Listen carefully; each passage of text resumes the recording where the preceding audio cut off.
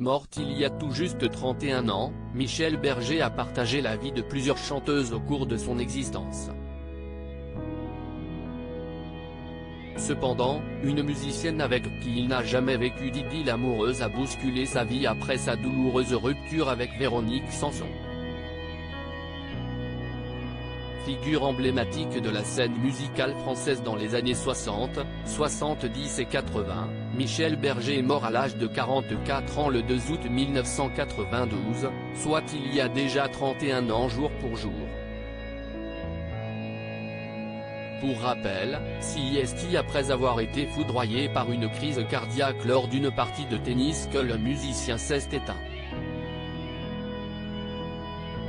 Auteur, compositeur et interprète, Michel Berger a réellement marqué l'industrie musicale française de son empreinte durant sa carrière, que soit avec ses propres chansons, ou bien en collaborant avec d'autres artistes.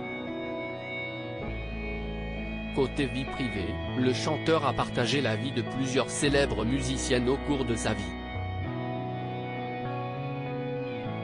Directeur artistique chez Pathé Marconi en 1967, il rencontre cette année-là son premier amour, la jeune Véronique Sanson, qui était âgée de seulement 18 ans à l'époque.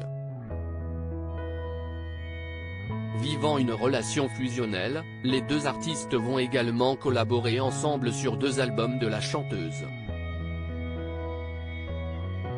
Malheureusement pour Michel Berger, Véronique Sanson l'a brutalement quitté pour un autre homme le 26 mars 1972. En pleine session de travail en studio ce jour-là, la musicienne avait annoncé à son conjoint qu'elle s'absentait pour acheter des cigarettes, mais elle n'est jamais revenue. En fait, elle était partie rejoindre le rocker Stephen Stills à New York, père de son fils unique Christopher qui s'est tout récemment remarié à Paris. Bien évidemment, Michel Berger fut dévasté par cette séparation totalement inattendue. Si le musicien a par la suite retrouvé l'amour dans les bras de France Gall, c'est une autre chanteuse n'ayant jamais eu aucune relation amoureuse avec lui qui va d'abord bousculer sa vie. Contacté par Françoise Hardy, qui cherchait alors à relancer sa carrière, Michel Berger a accepté de travailler avec elle en produisant son nouvel album. À l'époque, la compagne de Jacques Dutronc, qui était enceinte de leur fils, souhaitait sortir du style yéyé en prenant un virage artistique. Je me souviens d'un rendez-vous chez lui. En arrivant dans l'entrée de l'immeuble, on entendait le disque de Véronique, qu'il écoutait à fond. Elle était partie et il avait un chagrin immense, avait révélé Françoise Hardy en 2015 dans les colonnes du Figaro.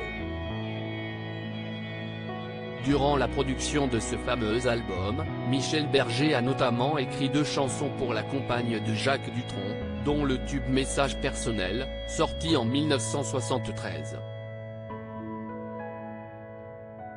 Encore considérée à ce jour comme l'une des plus belles mélodies composées par le musicien, cette chanson s'adressait directement à Véronique Sanson, étant donné que les paroles écrites par Michel Berger furent une forme d'exutoire à son désespoir.